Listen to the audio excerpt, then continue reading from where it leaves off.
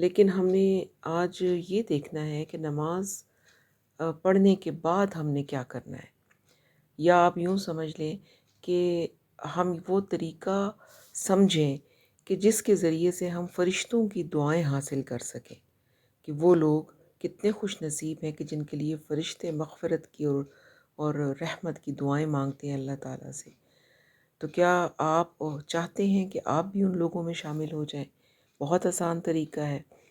تو اس کے لیے صرف ہم نے یہ کرنا ہے کہ جب ہم نماز پڑھتے ہیں تو ہم سب لوگ کوشش کرتے ہیں کہ ہم اپنی نماز کو بہترین کریں، اس میں خشوع آئے، اس سب چیزوں کی ہمیں فکر ہوتی ہے الحمدللہ۔ لیکن نماز پڑھنے کے بعد کا جو قیمتی وقت ہوتا ہے وہ ہم ضائع کر دیتے ہیں۔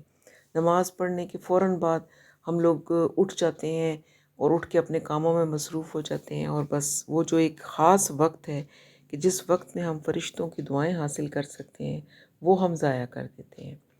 اور وہ کیا ہے کہ نماز پڑھنے کے بعد جتنی دیر تک آپ مصلی پہ بیٹھے رہتے ہیں اور اللہ کا ذکر کرتے رہتے ہیں، دعائیں مانگتے رہتے ہیں، اتنی دیر، اور وضو آپ کا قائم رہتا ہے، اتنی دیر تک فرشتے آپ لوگوں کے لیے مغفرت کی دعائیں مانگتے رہتے ہیں۔ اللہم اغفر لہ ورحمہ، یہ دعائیں کرتے ہیں فرشتے۔ تو ہمیں یہ کوشش کرنی چاہیے کہ نماز پڑھنے کے بعد ہم کم از کم تھوڑا سا ٹائم نکالیں اور بیٹھ کے مصلی کے اوپر کچھ ذکر اذکار کریں، کچھ فرشتوں کی دعائیں سمیٹ لیں۔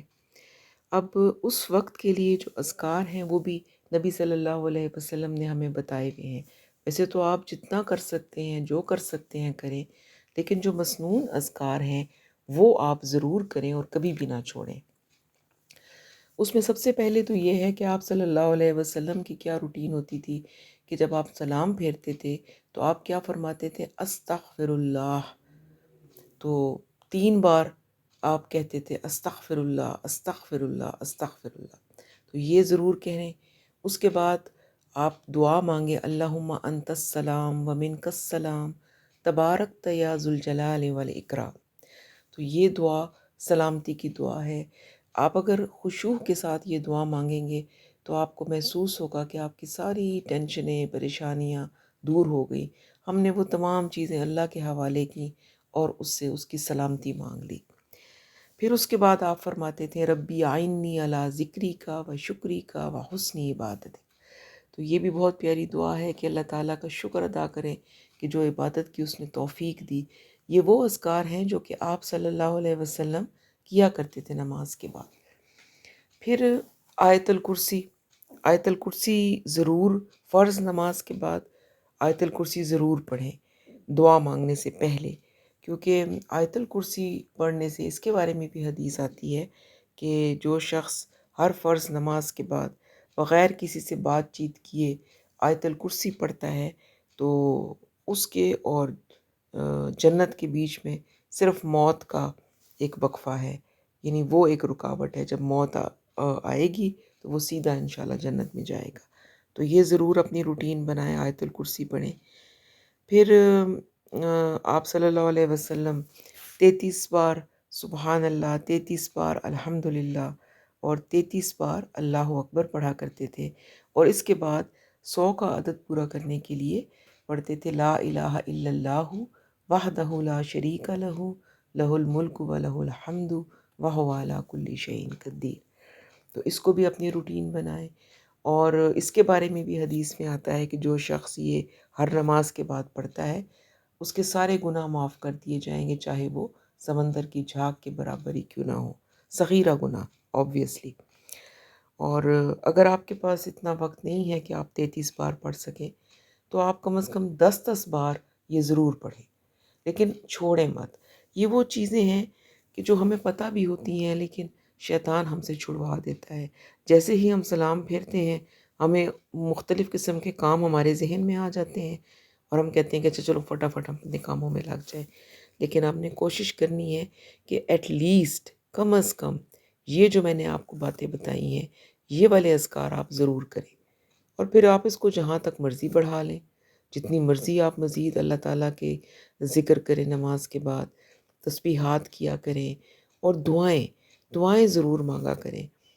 ہم اکثر اس بات میں بہت کوتاہی کر جاتے ہیں۔ ایکچولی دعا بھی عبادت ہوتی ہے۔ دعا جو ہم مانگتے ہیں اللہ سے تو ہم مانگ ہی رہے ہوتے ہیں، لیکن ہم اس وقت بھی حالت عبادت میں ہوتے ہیں، اور دعا کے بہت فائدے ہیں۔ انشاءاللہ کبھی پھر اگلے کسی اپنے لیکچر میں اس کے اوپر بھی تھوڑی سی بات کریں گے۔ دعائیں ضرور مانگیں، مسنون دعائیں یاد کر لیں، یاد نہیں ہوتی تو دیکھ کے پڑھ لیا کریں۔ آپ دیکھیں گے کہ مسنون دعاؤں میں اتنی پیاری پیاری باتیں، آپ صلی اللہ علیہ وسلم نے سمندر کو کوزے میں بند کیا ہوا ہے، چھوٹے چھوٹے الفاظ ہیں لیکن اس میں ڈھیر ساری بات مکمل ہو جاتی ہے۔ بہت کچھ مانگا جا سکتا ہے جو ہم مانگنا چاہتے ہیں اور ہمیں اس کے لیے الفاظ نہیں ملتے، تو دعائیں ضرور مانگیں۔ تو آپ نے کوشش کرنی ہے کہ یہ جو وقت، جتنی دیر تک ہم یہ والے اذکار کرتے رہیں گے نماز کے جا نماز پہ بیٹھ کر، اتنی دیر تک یہ ثواب تو مل ہی رہا ہے، لیکن اس میں بونس کیا ہے کہ اتنی دیر تک فرشتے ہمارے لیے دعائیں مانگیں گے، اللہم اغفر لہ ورحمہ۔